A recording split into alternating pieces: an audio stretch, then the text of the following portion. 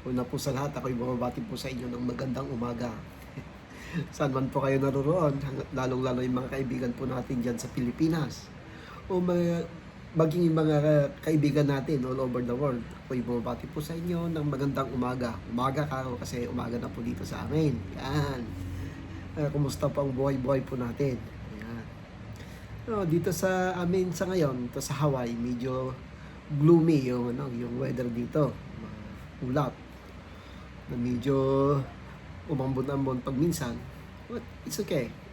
Kasi alam niyo naman dito sa sa isla lang Hawaii, pag kung saan natapat yung ulap, talagang maulan. Ganun yun. Ganun dito. Yeah. Well, sa ngayon ating tatalakayin ang ating pag-uusapan ng tungkol sa buhay-buhay ng isang tawag do na gawi sa isla ng Hawaii. Honestly, masarap na mahirap yung mabuhay dito sa isla. Talaga paradise isla.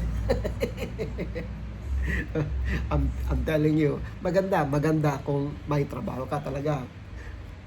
Mahirap kasi walang sama, walang katapos sa pagtatrabaho ang ating ginagawa dito. Kasi hindi maaari na isa yung trabaho kasi sa mahal ba naman ng cost of living dito sa Hawaii. Kasi if I'm not mistaken, itong Hawaii ang siyang pinakamahal ng cost of living dito sa Amerika. Talagang napakamahal. Kaya kami bilang most mga dito mga immigrant, isa ay 2 o 3 yung trabaho nila, o pag minsan naman overtime talaga isa, pero most of the time trabaho sila 12 hours 16 hours a day. napakahirap. Kaya pag minsan yung mga kapatid natin na nandiyan sa Pilipinas, ang akala nila hayahay po ang buhay dito. I'm telling you, hindi ho. Napakahirap.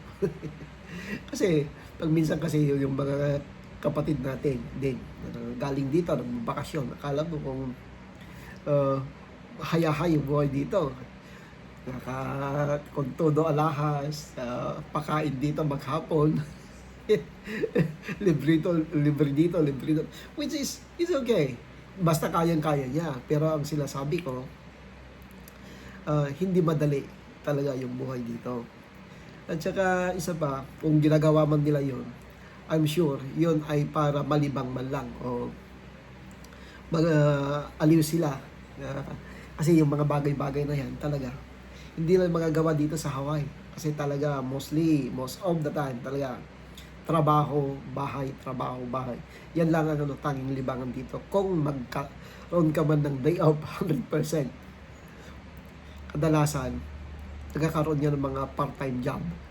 Nandun na maglinis ka ng bahay, mag-yard ka, magbantay ng mga pasyente, kagaya dito sa bahay. Kasi ako, isa kaming care home operator. Kaya ang ginagawa namin, ako, nagkatrabaho sa ospital, and then pag uwi namin dito sa bahay, may mga pasyente kami na inaalagaan dito. Ganun ang style ng buhay namin ng asawa ko. Palitan, kumbaga, kung mag-off siya yung magbabantay. Kung ako naman mag-off, ako na magbabantay kagaya ngayon. Habang nagbabantay ako ng mga pasyente namin, yan. Habang nagbabantay ako ng mga pasyente namin, nakipagpintuhan na rin po sa inyo para maibahagi ko kung ano yung pamumuhay ng mga Pilipino dito sa Hawaii. Honestly, yung mga dito, yung malalaking bahay dito, talagang mga big time dito, sila yung mga care home operator. Honestly, madalas, lalo na dito sa area namin, yung mga malalaking bahay dito na nakikita mo, halos lahat yan may mga pasyente yan. Kasi madalas, mga nurses dyan sa Pilipinas, doctors yan, nagpunta sila dito instead na magtrabaho sa hospital, they choose na mag-put up na lang ng business. Yan, yung care home business. Dami.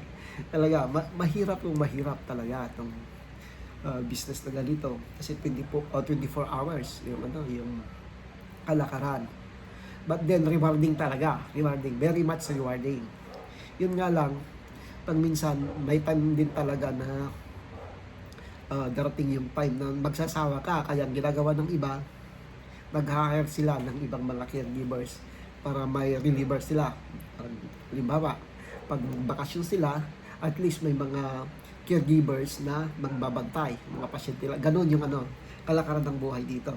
Kaya ko ibinabahagi mga bagay-bagay na to. Kasi kung sakaling may isa sa inyo na nanonood dyan sa Pilipinas at nangangarap na punta dito sa Amerika o lalong-lalo dito sa Hawaii, at least may idea kayo. Honestly, ang magiging isang caregiver dito, ito yung madaling ng trabaho. Napakadaming trabaho. Kasi nandiyan yung nursing home, care home, foster home, hospital, madami talaga yung pwede bang mapasukan. Yan. Okay, hanggang dito na lang muna at ating pag-uusapan na naman sa susunod kung paano ka makakapasok o paano ang gagawin mo para makapag-umpisa ka sa trabaho na ganito. Okay? Okay. Maraming salamat po sa inyong panonood and hinihingi ko sana na mag-subscribe lang po kayo sa aking channel kung maaari lang. Okay, magandang umaga po sa inyo. Thank you. Okay.